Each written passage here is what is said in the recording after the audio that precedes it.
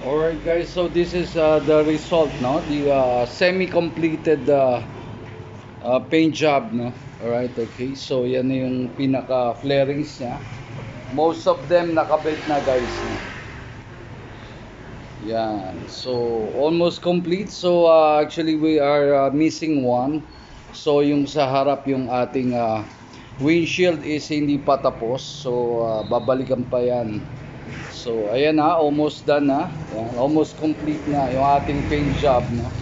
Ayan siya, oh. As you can see, nagbabago ng color, guys, di ba? Ayan, so ayan.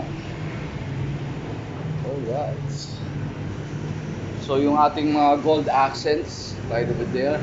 Ayan. So yan yung pinalitan natin mga washers. Okay. Axle cap. Yan, mga gold accent. Alright.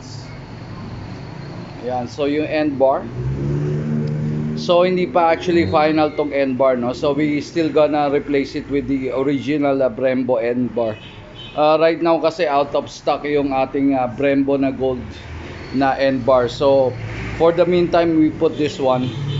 But soon enough, as soon as the stock comes in, kakabitan natin siya na original na Brembo na end bar.